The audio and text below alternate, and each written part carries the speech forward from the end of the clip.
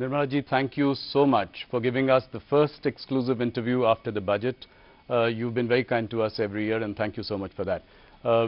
Millions of people are watching you across India through CNBC TV 18, CNN, and our News 18 channels across the country. First of all, congratulations on what is your 9th consecutive budget. No other FM has done it consecutively for so many times. I think it has also been a period which has been marked by a lot of turbulence. You've seen it all. You've seen the pandemic. You have seen some shooting wars and now tariff wars. And through it all, you have steered the economy. I think if you look at the bigger picture, a job very well done indeed. You know, it is one of the fastest growing economies in the world, any consequential economy in the world. You know, you've managed to keep fiscal discipline under check. You've also kept inflation well below 2%. So the big picture really looking good. I'll ask my first question, which I always do when I start. You know, if you look at the reactions of the budget, some people have called it a status quoist budget. People have called it a conservative, cautious budget. How do you react to this, you know, people saying no bold reforms this time? Of course, much is there in the fine print, and it is all coming out. The markets have, you know, come back today from a low tomorrow. So what was weighing on your mind when you were preparing this budget?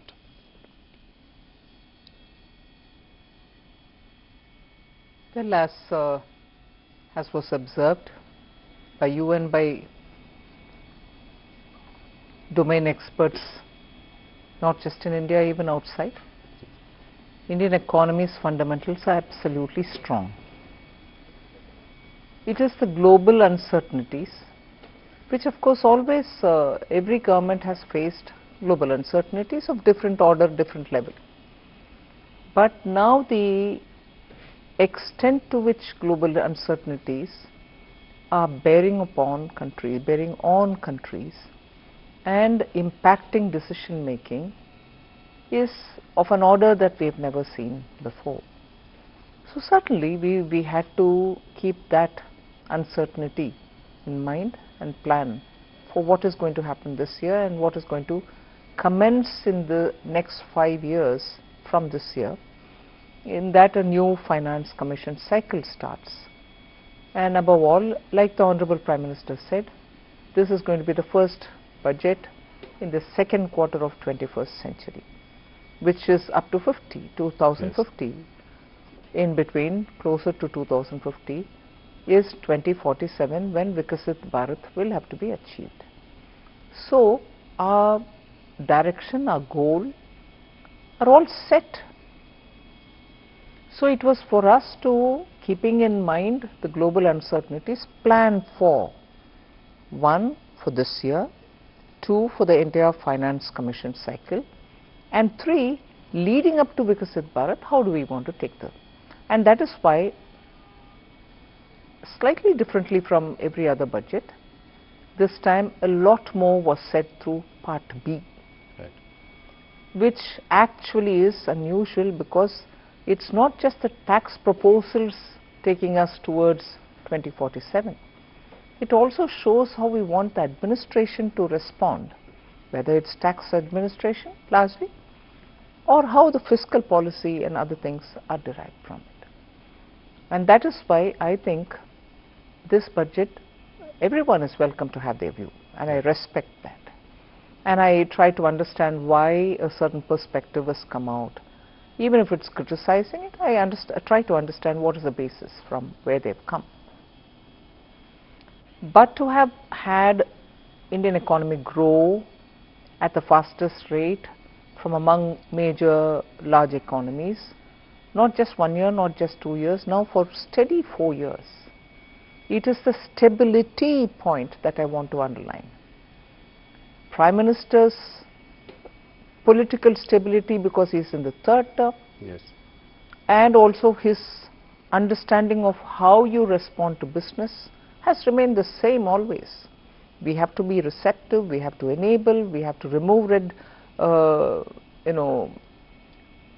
we have to extend the red carpet, but remove the red tape simultaneously, and ease of doing business. These are consistent policies. Tax certainty bring stability for businesses have been the core beliefs. It's almost a code for him. And that is why, remaining in his third term, he has given the message of stability through this budget. Just one last line on this particular observation is stability and also making sure businesses are able to do business in India at a time when global uncertainty is making decisions difficult for even businesses from outside to come into India. So we are clearly projecting India as a place where businesses can be done, and the large Indian consumer market will have to find its own higher levels of achievements, so opportunities for them. So that is, I think, therefore, this message. So vision, searching for vision, or saying this budget has no vision, is, I think, not understanding the perspective with which we are coming. And one last point here, budget and aside from budget, reforms continue. We have done several reforms, not through the budget, Yes. but yet outside of it through the year. Yes. That is why the expression reform express, it is continuing to move and move at a good pace. So not just the budget, please look at the performance. No, you have done that with GST rationalization, which was outside the budget, a bold reform there. I think there are reforms here as well. What would you consider as some of the signature highlights of this budget? The customs overall, some of which have been, several of them have been mentioned in this budget, but there are several which couldn't be mentioned for want of time, and also the fact that there are few more which will carry on further. So the complete overall of customs is a major signature, and of course as a reform that, but looking at the frontier areas, investing in them, promoting R&D. So you're projecting a nominal GDP growth of 10%. What is your outlook for inflation and your estimate for the real GDP in 26-27? I think we've indicated it very clearly in the budget. I'm very sure that inflation will remain within the tolerance band, and therefore inflation doesn't have to worry us much. And everything therefore looks at it from the point of view of, if there is a deflator which is going to remain low and stable, it will have an impact on your estimates. Yes. Look, you know, if you look at the GDP growth in the last 2 quarters, 8% has been impressive. Do you think that we can sustain this like China did for many years, an 8% growth? Do you think India can do that in the longer term to be able to grow at the clip that we are hoping it to achieve? Yes, and that is why the stability of the government and also the policy of the government matter. Okay.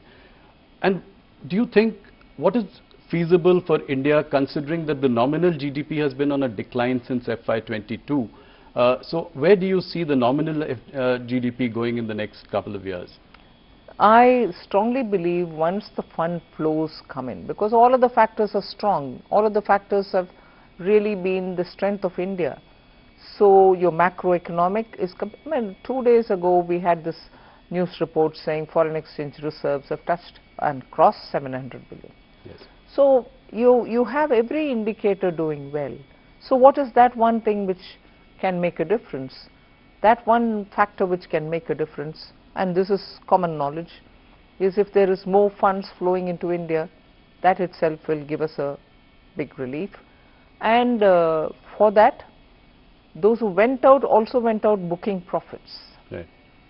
So India will have to draw a lot more funds for investments in India. We'll come to fund flows in a little while. An interesting thing that I noticed, World of Statistics says that China contributes 26% of GDP growth in the world, global GDP growth. India contributes 17%. Right, so overall put together we are 43%. US has done a mere 9.9%. Elon Musk had an observation here. He said that the balance of power is shifting. Would you agree with that? And how soon can we close the gap with China? It is the truth that China and India together contribute so much. That's a fact. For India to aspire to bridge the gap, yes, we have to work very hard. And there are sectors which will have to be given greater stimulus. Productivity gains will have to arise out of using technology. Our manpower should also get better deployed in the areas in which their skills lie. Yes, we have a lot of work to do, and we will have to do it. So, and that is where my trust and faith is. When the government is stable and when forward-looking policies are encouraged, we can still achieve it. Stability has been your big message this time. You know, tax holiday for data centers has been a bold reform this time. What response do you expect from this? And would it also apply to Indian companies like TCS? See, we are talking about global companies setting up GCCs. Yes. Global companies, if they are Indian in origin, will also have to have their profits and other things understood. Global profits made in India. And most of these global companies who are setting up business in India are already also paying tax. It's not as if they are not being covered by taxation for the earnings that they get from India. So if anyone who fits into this definition, not just this, you've very clearly defined it. So referring to that definition, whoever fits in will get it. So an Indian company like TCS might fit into that. A global company. A global company like TCS would fit in.